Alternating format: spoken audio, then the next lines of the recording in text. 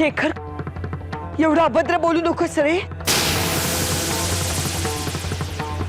योग्य तेच बोलतोय मी.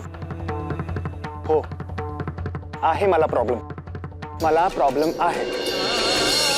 कारण समीर आणि संपदाला जे माहित नाहीये ना, ते सत्य फक्त मला माहिती आहे. ते खुनी आहेत, खुनी. हो, आहेत ते खुनी, आहेत ते खुनी. अरे पण तू खून त्याने मुद्दाम केला नव्हता. तो एक दुर्दैवी अपघात होता आणि त्या अपघाताची फार मोठी शिक्षा भोगली रे त्याने. आणि मी सुद्धा. आणि आम्ही नाही. आई लहान असताना शाळेत कोणी विचारलं ना, काय रे तुझे बाबा काय करतात, तर लाजेने मान खाली जायची आणि मग ठरलेलं उत्तर, माझे बाबा युद्ध कैदी आहेत. शेखर, तू हे काय बोलतोयस? म्हणजे तुला तुझे बाबा परत यायला नको होते? अरे मी तर त्यांच्या वाटेकडेच डोळे लावून बसले होते. आणि तुझ्या मनात हे असं काहीतरी होतं? शेखर, अरे तू मान्य का करत नाहीयेस की ते खुनी नाहीयेत, त्यांची काहीच चूक नाहीये? जे काय घडलं ते रागाच्या भरात. शेखर, मला तुझं बोलणं पटतंय ग, पण समजा चुकून कोणाला त्यांच्याबद्दलचं सत्य कळलं तर तू माझं तोंड बंद करशील ग. पण लोकांचं काय? त्यांचं तोंड कोण बंद करणार? त्यांच्या इथे असल्याने आपल्या मनावर कायम एक दडपण असेल. का विचित्र मानसिक तणावाखाली जगू आपण. आणि आई, मला हे सहन होणार नाही. त्यांच्या नसण्याची सवय केली आहे ना आम्ही, मग त्यांच्या असण्याची सवय करायला लावू नकोस. इतकी वर्ष आपण त्यांच्याशिवाय जगलो ना, मग यापुढेही जगू. प्लीज त्यांना लवकरात लवकर इथून निघून जायला सांग. सुधा,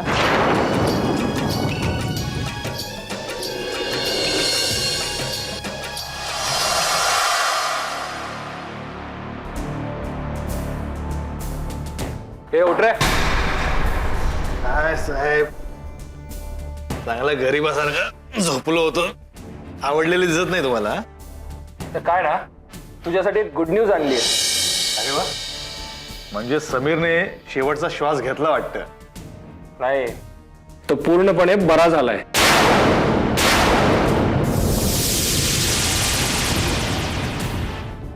काय? हो, आणि म्हणूनच तुला वॉर्न करायला आलोय. आता मी त्याचं स्टेटमेंट घेणार आहे. एकदा का त्याने तुझं नाव घेतलं की तुला जास्तीत जास्त शिक्षा कशी होईल ना, याची मी व्यवस्थित सोय करतो. पण साहेब, तो खरं बोलत असेल हे कशावरून? तो कशाला खोटं बोलेल? अहो साहेब, तुम्हाला माहिती आहे ना तो समीर कसा आहे. एक नंबरचा गुंड आहे तो, आणि तुम्ही त्याच्यावर विश्वास ठेवता? ठेवावंच लागणार. अहो साहेब, त्याचं अख्खा घराणं चोरांचं आहे. त्याची आई जे पोळी भाजी केंद्र चालवते ना, ते माझ्या काकूच आहे. माझ्या काकूकडून तिने बळकावून घेतलंय, आणि हा समीर देखील तिच्याच पावलावर पाऊल ठेवून चालतोय. आणि तुम्ही त्याच्या बोलण्यावर विश्वास ठेवणार? तो खरं बोलत असेल ना, शक्यच नाही. हो, पण तू खरं बोल. काय साहेब, हो तुम्हाला मी जे जे सांगितले ते आधी सगळं खरं खरं सांगितलंय. हो, याच्या पलीकडे आणखी मी काय खरं सांगू? ठीक आहे, तू बोलणार नसशील ना, तर तुझा हा माणूस बोलेल. आणि याच्याकडून कसं खरं उगाळून घ्यायचं ना, ते मला चांगलं माहिती आहे. काय रे, खरं बोलशील ना?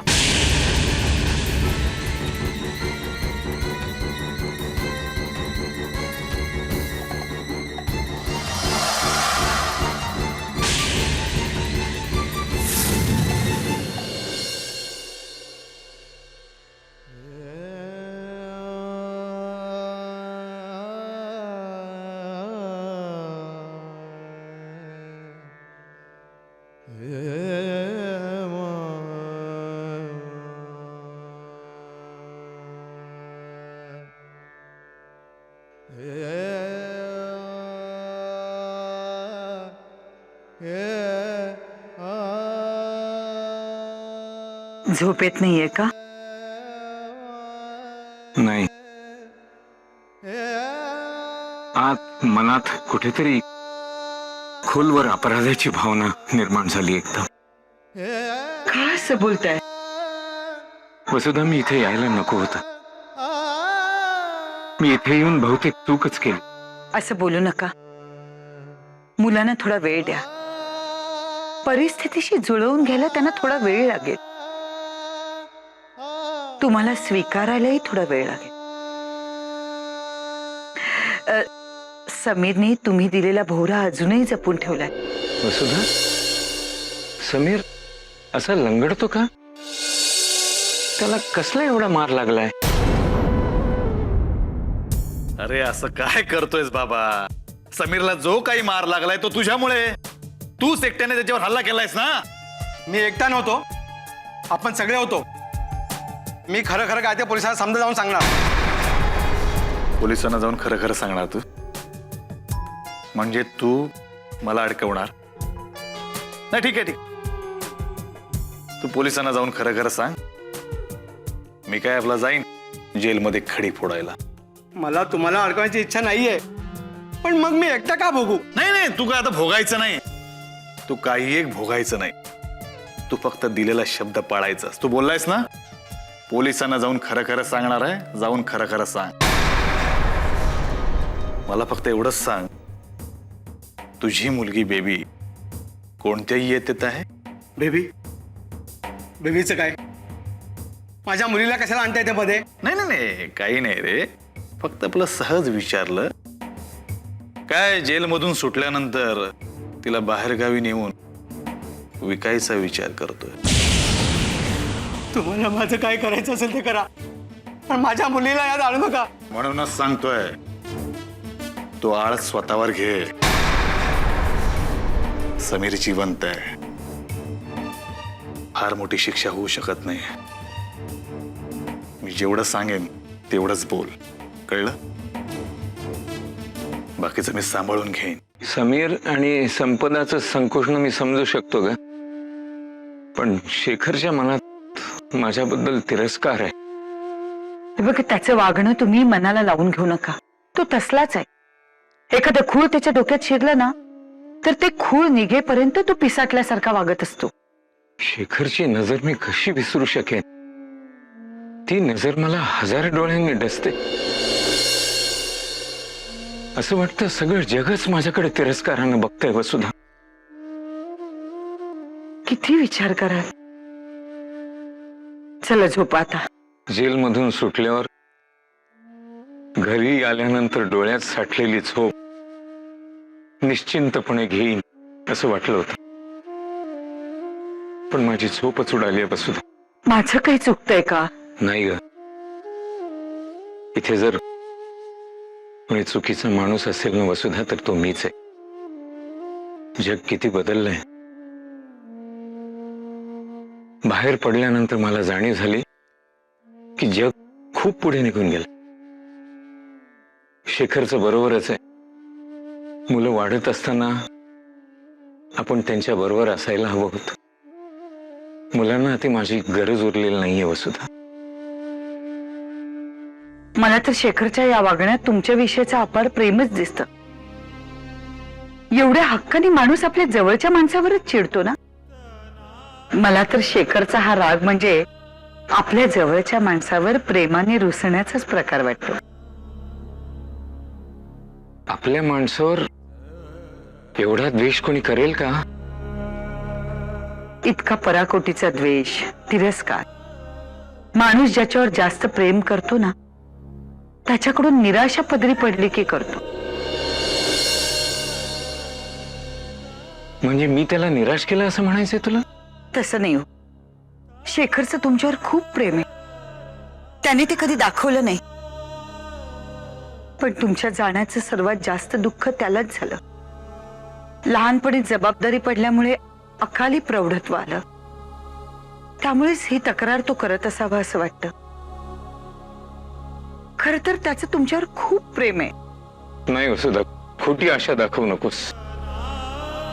त्याची नजर काही वेगळंच सांगते. नाहीतर तो मला घरातून बाहेर काढायला निघाला नसता. मी शेखरचं आणि तुझं सगळं बोलणं ऐकलंय. माझ्या येण्यानं मुलांची गैरसोय झालेली दिसते मला. माझ्या इथे असण्यानं त्यांच्या जीवनात जर वादळ निर्माण होणार असेल तर मला इथे राहण्यात काही तथ्य वाटत नाही. वसुधा, मी उद्या सकाळी हे घर सोडून जाणार आहे.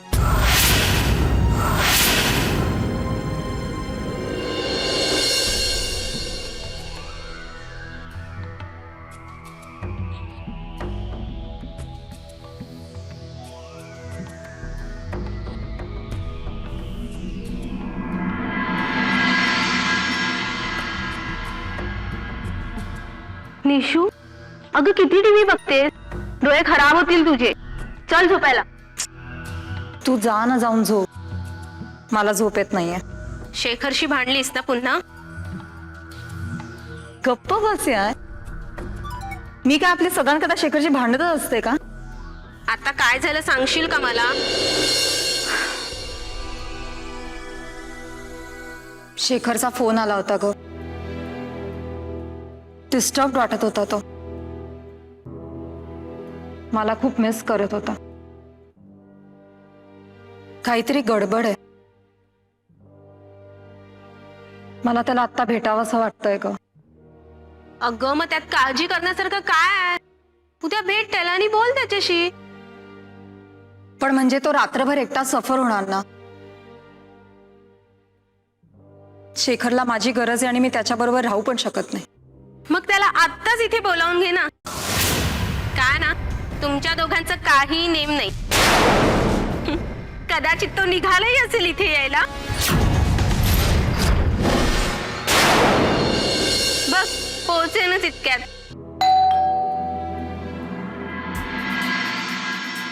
बघ बघ, मी म्हणाले होते ना.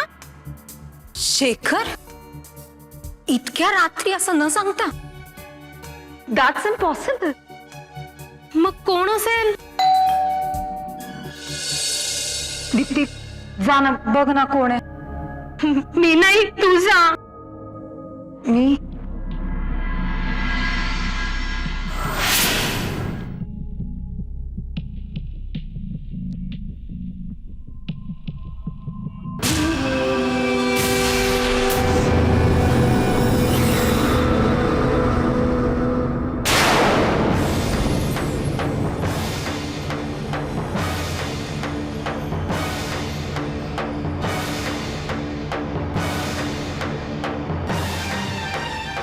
बाबा, तुम्ही?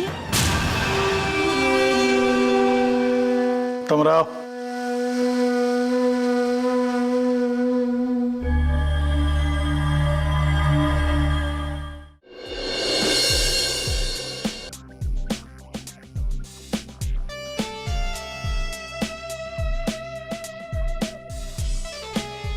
ही कोण आहे? बाबा, ही माझी मैत्रीण दीप्ती. माझ्या बरोबरच राहते ना.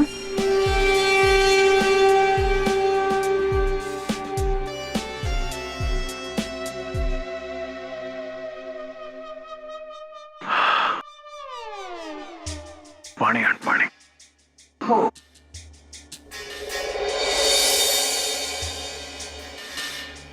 बाबा, पाणी.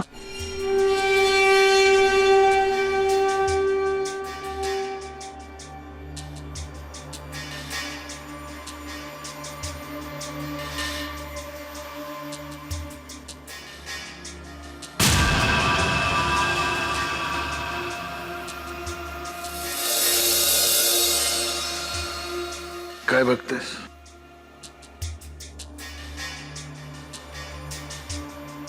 बोलायचंय तुझ्याशी.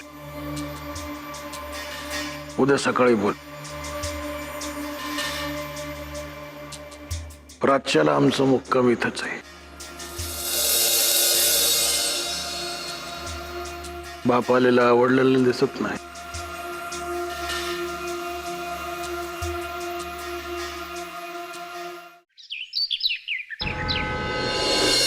आहे, मी निघतोय. अरे चहा घेऊन तरी जा. झालाच आहे. नको, मला उशीर होतोय. थांब शेखर. निघण्यापूर्वी माझं बोलणं शांतपणे ऐकून घे, माझी विनंती आहे तुला. माझ्या लक्षात आलंय शेखर, माझ्या मुलांना माझी गरज वाटत नाहीये. कारण काही असो, पण हे सत्य आहे. सत्य कटू असतं म्हणतात ना रे. पण ते स्वीकारण्याशिवाय माझ्याकडे पर्याय नाही. म्हटलं होतं आयुष्याचे उरलेले दिवस तुमच्या सोबत राहील, तुमच्या सुखात सहभागी होईल. पण देवाला तेही मान्य नसावं. शेखर, अतिशय नाईलाजानं मी हे घर सोडून जाण्याचा निर्णय घेतलाय.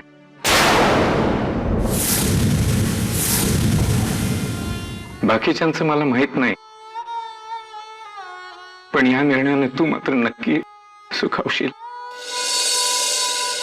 शेखर, माझी एकच इच्छा आहे, पूर्ण करशील? तू तुझा सगळा राग विसरून माझ्याशी 4 शब्द प्रेमाचे बोल रे.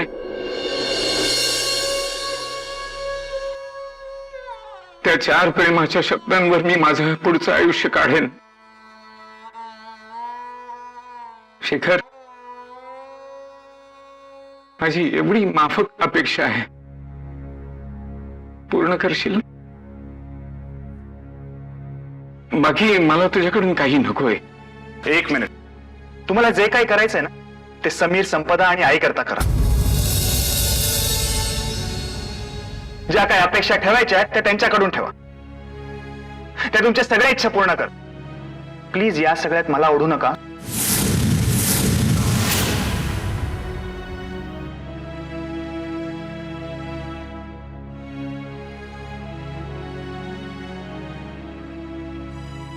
बाबा थांबा.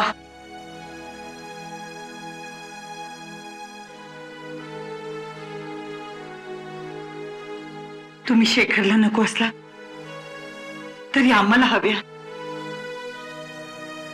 आणि या घरात राहणाऱ्यांनी एक गोष्ट लक्षात ठेवावी, या घरात कोणी राहायचं आणि कोणी राहायचं नाही हे मी ठरवेन.